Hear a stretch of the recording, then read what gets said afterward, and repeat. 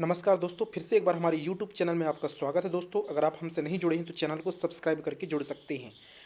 हिंदी का अपठित गद्यांश दिए बिना ही पूछ लिया गया प्रश्न। साथियों, आपको पता है हाल ही में वर्ग एक के एग्जाम कंडक्ट हुए थे मार्च के महीने में, और उनका रिजल्ट भी आ गया था, ठीक है, अप्रैल में।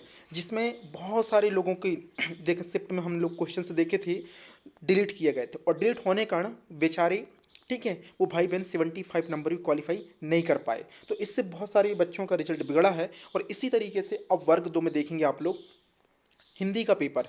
हिंदी के पेपर में आपने अनसीन पैसेज दिया और वहाँ से आपने सवाल पूछा, ठीक है, ये कहता है, लेकिन आपने अनसीन पैसेज दिए बिना ही सवाल पूछ लिया है, आप पठित गद्यांश दिए बिना ही उससे आपने सवाल पूछ लिया। अब बताइए, स्टूडेंट के सामने पद्यांश ही नहीं है, गद्यांश ही नहीं है, यानी अनसीन पैसेज नहीं है, वो कहाँ से क्वेश्चंस का जवाब दे सकेगा। तो ऐसे क्वेश्चंस आए हुए हैं। साथ ही दोस्तों, संगीत गायन और वादन की परीक्षा हुई थी 3 मई को, उसमें भी आउट ऑफ सिलेबस आया। और ना कि मैं गायन वादन की बात करूँ, मैं मैथ में भी बात करूँ, गणित में भी दोस्तों एक या दो टॉपिक उठा करके पूरा सवाल बना रहा है, और इतना डिफिकल्टी लेवल है कि बच्चे हल ही नहीं कर पा रहे हैं, समय ही खत्म हो रहा है, टाइम मैनेजमेंट नहीं हो पा रहा है। इंग्लिश की बात करूं तो एक दो टॉपिक में पूरा पेपर बन रहा है। आपका सोशल साइंस की बात करो, मतलब क्वेश्चंस का लेवल भी डिफिकल्ट, और आप ऑल टॉपिक से पूछें जो आपने सिलेबस में दिया वो भी ठीक था, पर आपने आउट ऑफ सिलेबस पूछा। बहुत सारी विसंगतियां देखने को मिल रही है, ना कि एक सब्जेक्ट है, ऑल सब्जेक्ट। वर्ग एक में वही हाल है और वर्ग दो में भी यही हाल है। अब देखिए, अब हमारी टीम काम कर रही है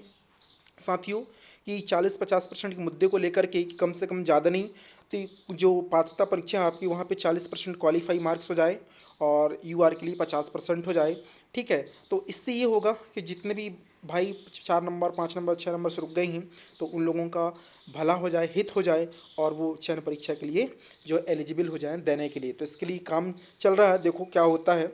और आप लोग भी इसके लिए प्रयास कर सकते हैं।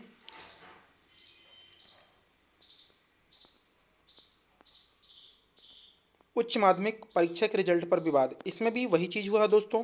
यहाँ पे लिखा, मंडल द्वारा जारी उच्च माध्यमिक शिक्षा पात्रता परीक्षा के रिजल्ट पर विवाद बढ़ गया। परीक्षा के बाद पेपर से कई प्रश्नों को हटा दिया गया। ऐसे में क्वालिफाई एवं मेरिट के बराबर अंक लाने के बावजूद अभ्यर्थी चयन से बाहर हो गया। वही चीज़ है जो कि मैंने अभी थोड़ी देर पहले बताया था।